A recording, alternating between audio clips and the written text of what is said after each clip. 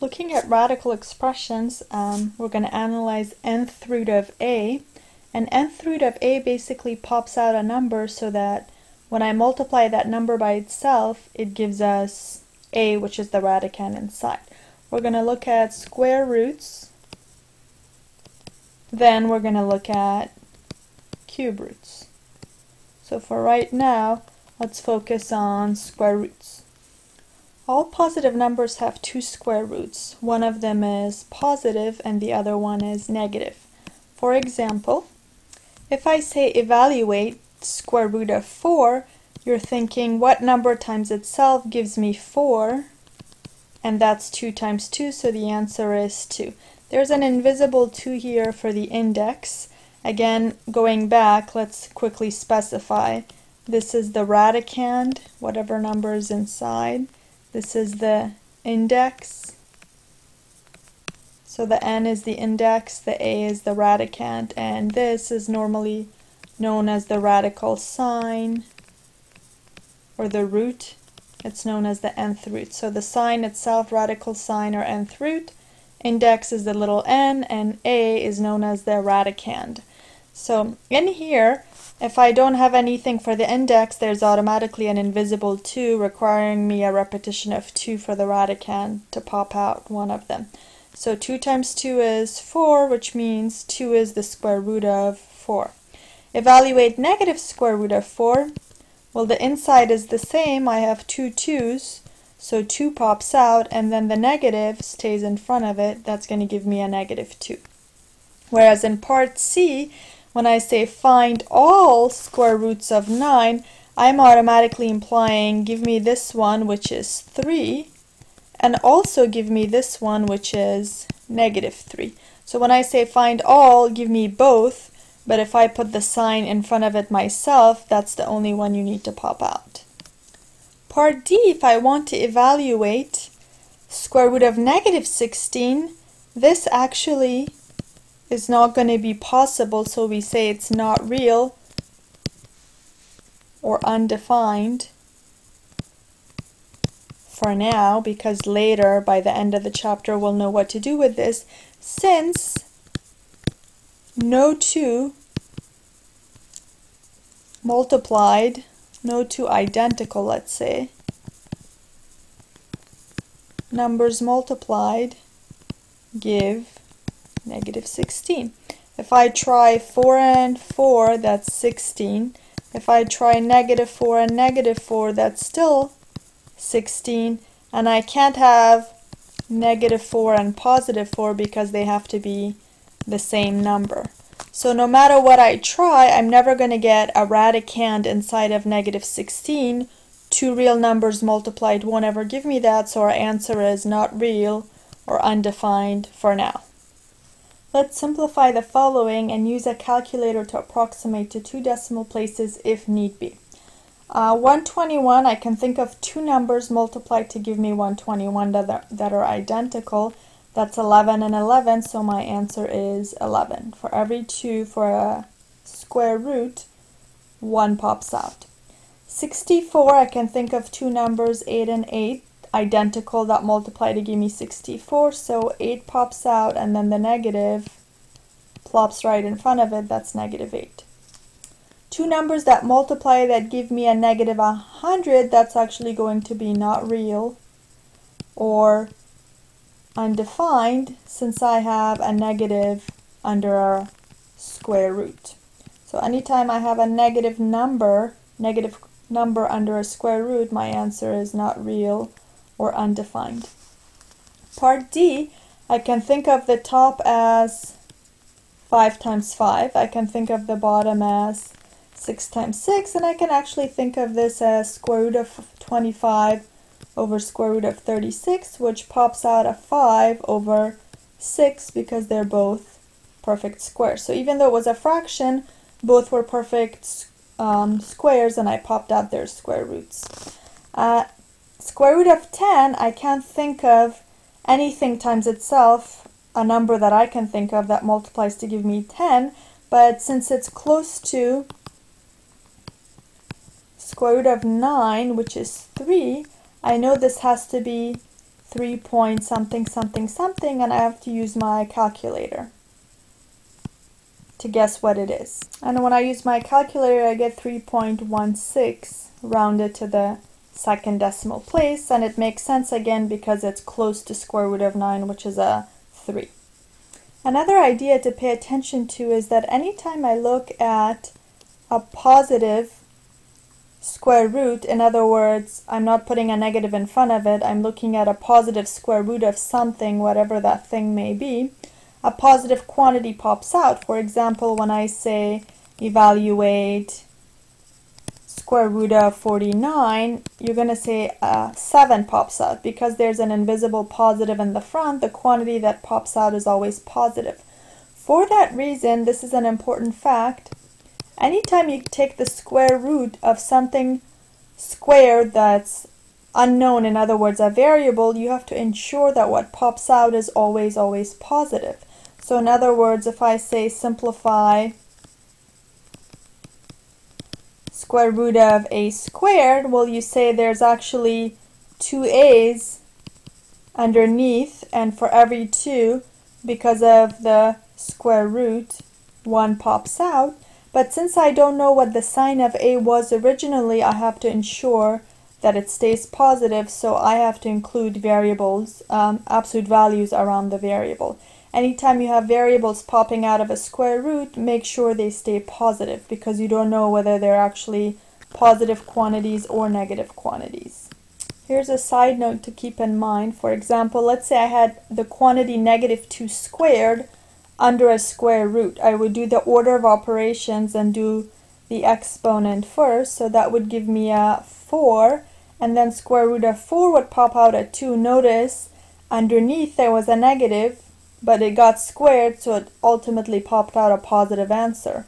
And if there's a variable that underneath is negative, I have to ensure that it stays positive when it pops out, so that's why I need the absolute values. Let's simplify this under the radical. I want you to pay attention to the fact that these are links, and since they are links, I cannot split them into separate pieces. I have to write it as a product first. So what I want to do is factor the inside first. That's going to be x and x plus 2 and plus 2, which is really just the quantity x plus 2 squared. And now that I have 2 items identical and I'm looking at a square root, remember one of them pops out just like I had here, or I had here with the 7 and 7. So x plus 2 pops out because there's 2 of them. However, since x is an unknown and I don't know its sign, I must automatically enclose it in absolute values to ensure that the answer that popped out stays positive. Let's look at cube roots. Cube root of a says what number multiplied by itself 3 times gives the radicand, which is a in this case. So for example, if I have cube root of 8, well, I think of that as 3 little 2's multiplied to give me an 8, and since it's a cube root, for every 3, 1 pops out, the answer is 2. Same idea here, a -27 could be thought of -3 multiplied 3 times to give you -27, and since it's a cube root, the answer that pops out is -3 because there's a repetition of 3 times the same number by itself. Let's look at 64. That could be 4 times 4 times 4. So a 4 pops out, and then notice there's a negative waiting out in the front, so that my final answer is -4. For part D, again, I can think of this as a cube root of 1 upstairs and a cube root of 125 downstairs. Well, 1 times 1 times 1 gives me 1, and then 5 multiplied 3 times gives me 125, so the bottom pops out a 1/5. For part E, what 3 things identical multiplied give me x to the 6th? Well, I can think of it as an x squared, another x squared, and another x squared. I need actually a cube root there. I meant to have a cube root. So this problem is actually a cube root of x to the 6th. And if I look at that, then I'm going to get 3 identical things multiplied, so my answer is x squared. And I don't need to enclose this in absolute values because cube roots possibly could pop out negative numbers. So all I need is the x squared. Now let's look at that other problem I had. What if I had just an x to the 6th? Well, I need repetitions of 2 identical items if it's a square root. So that would be, I guess, x cubed and x cubed that are identical to give me the square root. One of them pops out, and because it's a square root, I must enclose it in absolute value bars. So for square roots, you're going to need absolute value bars. For cube roots, you don't need them because it's possible that negative answers will pop out. When we look at function evaluation of radical functions, it's the same idea as before. You give it an input and you get an output. So evaluate f of 3 says, here's the input 3, go put it in all the x's. That's going to give me 6 plus 1, which is going to output a square root of 7. So if f of 3 is equal to square root of 7, now approximating it to 2 decimal places, I'd have to use my calculator and get 2.65 approximately to 2 decimal places. Let's look at graphing some radical functions. I'm going to look at the basic square root function, and I'm going to make an xy or xf of x chart, and I'm going to put in some values like maybe -4, -1, 0, 1, 4, 5, let's say 9, and I'm going to see what happens. So once I put in the x's that I chose, again I chose them randomly, I noticed that I can't have no negative x's are allowed because they produce non-real values. For 0 I get 0, for 1 I get square root of 1 is 1, square root of 4 is 2, square root of root 5 is approximately 2.23, square root of 9 is 3, and so forth. So I'm going to go plot all these ordered pairs. And when I plot these ordered pairs, I get this sort of sideways curve that gives me the square root function f of x equals square root of x. Now I can look at the domain by having the function drawn and the range. The domain remembers all the x values, where they start and where they stop. It looks like I start at 0 and I keep on going to infinity in interval notation. For the range, I go up. It looks like again I start at the y value 0, and not only does this go to the right, but it slowly goes up and up and up, so the y's keep going to infinity as well. Let's graph the cube root function, g of x equals cube root of x. What does that guy look like? I'm going to put some values in. And the values I picked, again, I picked randomly, and you can use your cube root function on your calculator. I'm getting a -2 for cube root of 8, approximately -1.59 for cube root of 4, cube root of -1 is -1, cube root of 0 is 0, and so forth. Remember, for cube roots, you can pop out negatives and positives for inputs of negatives and positives. I'm going to go plot these ordered pairs on the right. So I have these ordered pairs x's and y's plotted here, and if I go connect the dots, I get sort of a curve that I did up here for the square root function. But not only that, but I get this other piece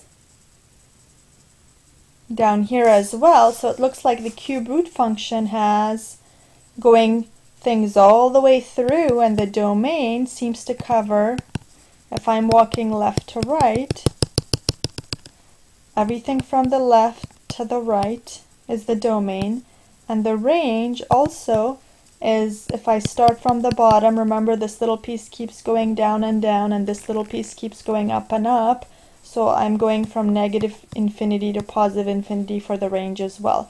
The cube root function covers everything from left to right, from bottom to top. However, the square root function only deals with positive x's and positive y's in the basic form. Of course, I can change things around, and if I make my xy chart, there may be pieces in other parts of the quadrants as well.